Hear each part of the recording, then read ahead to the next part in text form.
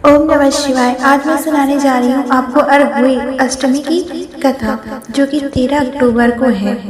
व्रत विधि और महत्व। कार्तिक मास की कृष्ण पक्ष की अष्टमी तिथि को अरहुई अष्टमी कहा जाता है। यह व्रत विशेष रूप से माताएं द्वारा अपने पुत्र को दीर्घ आयु होने के लिए, सुख समृद्धि के लिए, घर में सुख शांति आने के लिए इस व्रत को महिलाएं करती हैं। स्नान करके भगवान विष्णु और माता पार्वती और गणेश जी की पूजा करती हैं। तो कथा शुरू करते हैं। एक समय की बात है, एक गांव में एक वृद्ध महिला रहती थी। उसकी कोई संतान नहीं थी। वो बहुत दुखी रहती थी और हमेशा भगवान से संतान के लिए प्रार्थना करती थी। एक दिन भगवान विष्णु जी ने उसकी भक्ति से प्रसन्न होकर कहा, मैं तुझे एक पुत्र दूंगा, परंतु वह अल्प आयु रहेगा।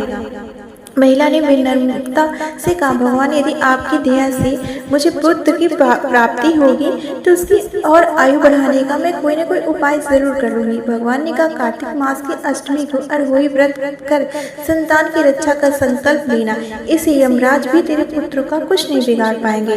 वृद्धा ने वैसा ही किया। कुछ समय बाद उसे एक सुंदर पुत्र की प्राप्ति हुई। जब वह 12 वर्ष का हो गया तब उसकी मृत्यु का समय आ गया, लेकिन माँ की अरहुई व्रत और पूजन के प्रभाव से यमदूत उसका कुछ नहीं बिगाड़ सके।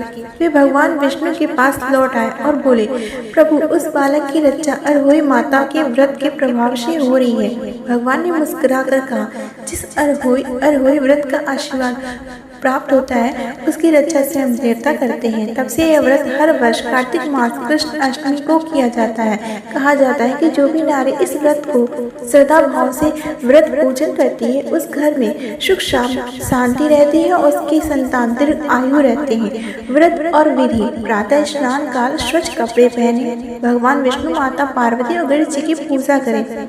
हल्दी, चावल, फूल और दीपक प्रसाद के रूप में समर्पित करें।